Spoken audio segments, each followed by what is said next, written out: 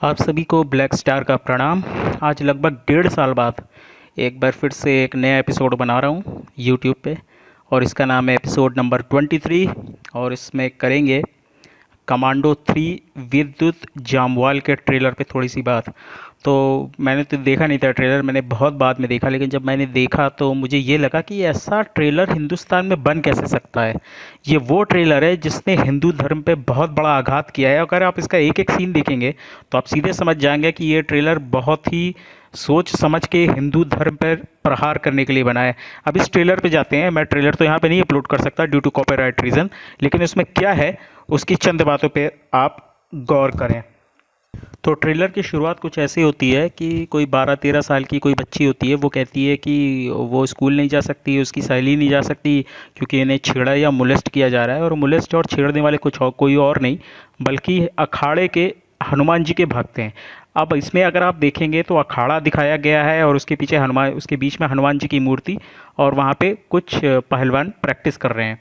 तो पहली बात तो ये भैया कि ये छेड़ने वाले कोई और भी तो लोग हो सकते थे। शराब खाने के बाहर के कुछ कुंडे मवाली भी हो सकते थे या किसी दूसरे धर्म के भी लोग हो सकते थे, लेकिन नहीं, ये हिंदू धर्म के ही हैं। हनुमान जी की मूर्ति लगी है और साथ में वहाँ पे पहलवान हैं जो अखाड़े में प्रैक्टिस कर रहे हैं। और इन अखाड़ों ने क्या पहन रखा है? भगवा या लाल कलर का वस्त्र पहन रखा है। तो इन सभी चीज़ों पे थोड़ा सा ध्यान दें। अब इस ट्रेलर के अगले सीन में देखेंगे तो जो 2-3 लड़कियां हैं वो अखाड़े के सामने से जा रही हैं और पीछे बैकग्राउंड में कोई स्कूल है।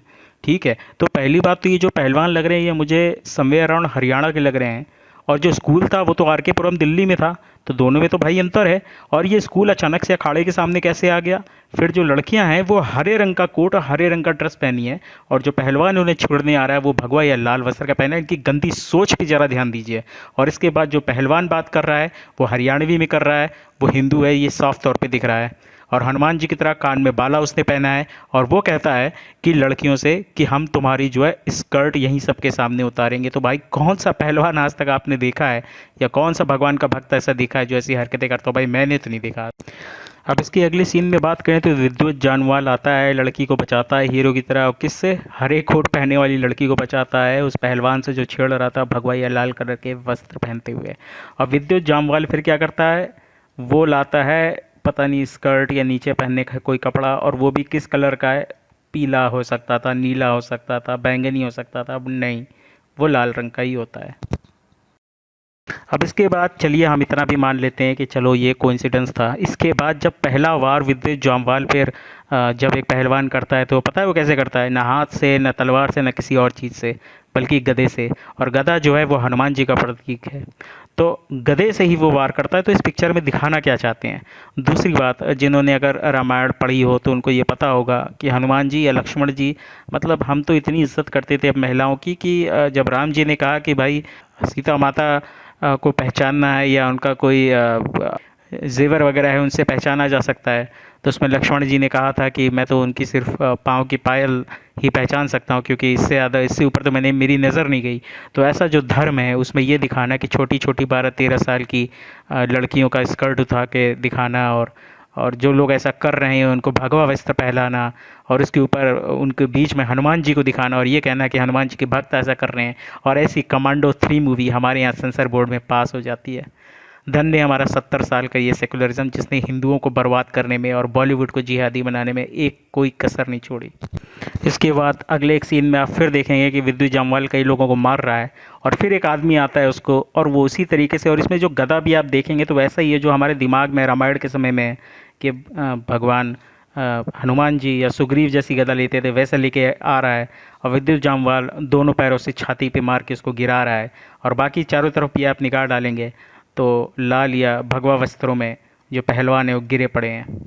फिर इसका अगले सीन में आप देखेंगे कि विद्युत जामवाल एक गुंडे को मारता है, या गुंडा कहिए या जो कुछ भी कहिए जो इसमें दिखाया गया है, और वो खटिए पे जाके गिरता है और खटिया टूट जाती है। अब मुझे बताने की ज़रूरत नहीं है, मैं हरियाणा में रह भी चुका हूँ कुछ समय, कि हरियाणा में खाट की या खटिया की क्या कीमत है, वहाँ पूजी जाती है। वहाँ के जितने बुज़ुर्ग हैं शाम को उसी खटिया पे बैठते हैं, हुक्का पीते हैं या पत्ते खेलते हैं, जो कुछ भी करते हैं।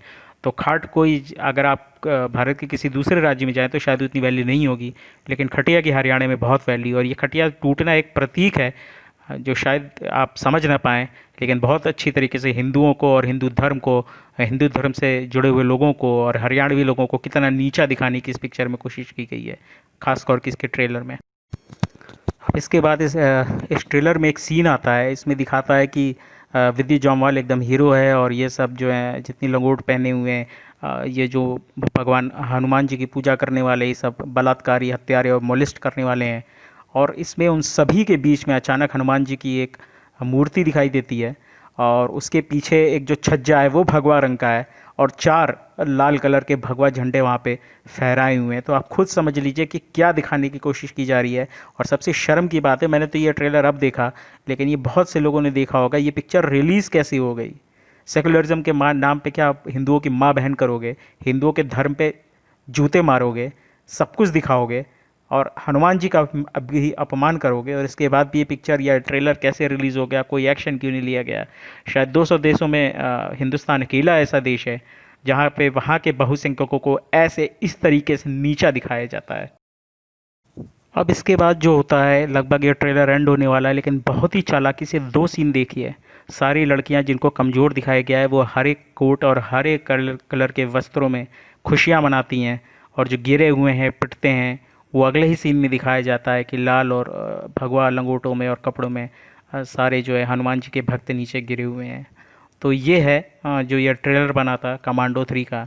और पता नहीं किस किस्म का है ये विद्युत जामवाल 2 कौड़ी का, इससे गिरा हुआ मैंने एक पिल्ला नहीं देखा जो इस तरीके से अपने आप को बहुत बड़ा हीरो समझ रहा है। अरे जिस धर्म ने तुमको जीना सिखाया, जिस धर्म ने तुमको सारी संस्कार दिए, जिस धर्म ने तुम्हारी पहचान दी, तुम अगर कश्मीर में या अफ़गानिस्तान में या पाकिस्तान में रहते तो वहाँ तुम्हारे परिवार, तुम्हारी बहनों, तुम्हारे लोगों के साथ क्या किया जाता है, एक बार वो सोचो।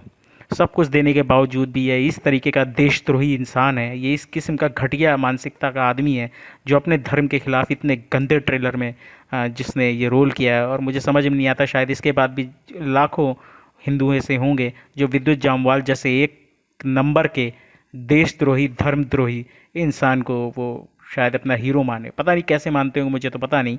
इससे गिरा हुआ और घटिया इंसान मैंने आज तक अपनी ज़िंदगी में नहीं देखा और बॉलीवुड में नहीं देखा। तो यह है इस विद्युत जामवाल की गंदी सच्चाई।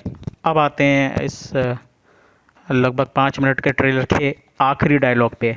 तो विद्युत जामवाल और इस पिक्चर का जो डायरेक्टर या लेखक है, या ट्रेलर का कम से कम, तो उसने बहुत चालाकी से क्या कहा है कि विद्युत जामवाल कह रहा है कि अखाड़े की हमारे यहाँ बहुत इज्जत है, बिगाड़ नहीं सकते, बना नहीं सकते, तो शायद बिगाड़ो बिगाड़ो मत, ऐसा ही। तो ये वही तरीका है कि जैसे एक पिक्चर आई थी ओ माई गॉड, उसमें 2.5 घंटे में से 2 घंटे 28 मिनट हिंदू धर्म को खूब गरियाया गया, खूब नीचा दिखाया गया, और 2 मिनट में एक डायलॉग है शायद कि मौलवी साहब आप भी दरगाह में चद्दरों की जगह गरीबों बांटो, और ईसाइयों का कोई पादरी था तो आप मोमबत्ती की जगह गरीबों के घरों में रोशनी करो। तो बस ये अब हो क्या गया कि फिर कहा गया भाई ओ माय गॉड तो सभी धर्मों को खिलाफ बनी थी, किसी एक में नहीं। तो ये एक बहुत ही चालाकी भरा कदम है कि 2.5 घंटे में से 2 घंटे 28 मिनट तो हिंदुओं को करियाओ, 1-2 मिनट दूसरों के खिलाफ 1-2 डायलॉग बोल दो, और जब कोई सवाल खड़ा करे तो बहुत सीधे बन के बोलो भाई हमने तो सभी के खिलाफ किया है।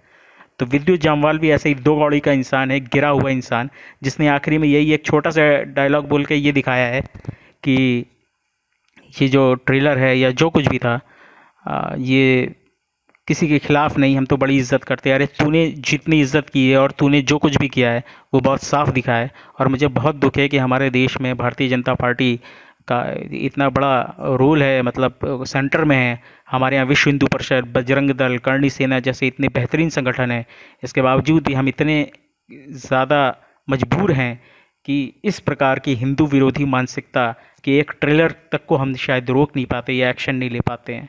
और ये बहुत ही शर्म की बात है, और मैं ऐसा उम्मीद करता हूँ कि आने वाले समय में शायद भारतीय जनता पार्टी या बाकी संगठनों का एक ऐसा सेंटर बने, एक लॉयर्स का एक ग्रुप बने जो कि ऐसी हर होने वाली गतिविधि या हिंदुओं के खिलाफ होने वाले जो भी ऐसे काम हैं उसके खिलाफ कम से कम बोल सके, आवाज़ उठाए और लोगों को जागरूक करे। कब तक हमारे जैसे 1-2 लोग ये सब बोलते रहेंगे और आप कुछ भी नहीं करेंगे?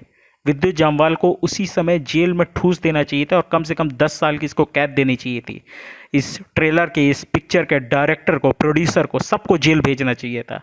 अगर आप ऐसा नहीं करेंगे तो शायद हिंदू धर्म आगे आने वाले समय में 10-15 साल में ख़त्म ही हो जाए, क्योंकि बॉलीवुड ने जो पिछले 30-40 सालों में हिंदुओं के खिलाफ किया है वो बताने की ज़रूरत नहीं। आपने लगातार हिंदुओं को जूते के नीचे दबाते गए और इस ट्रेलर ने तो वो सभी रिकॉर्ड तोड़ दिए। जो कुछ और जितनी गंदगी इस एक ट्रेलर में है, मुझे वाकई कहना पड़ेगा कि अगर अभी भी हिंदुओं ने आंख नहीं खोली तो शायद देर तो बहुत पहले ही हो चुकी है, लेकिन शायद आपका नाम भी कोई लेने वाला बचेगा नहीं। जय हिंद, जय भारत। ब्लैक स्टार का प्रणाम।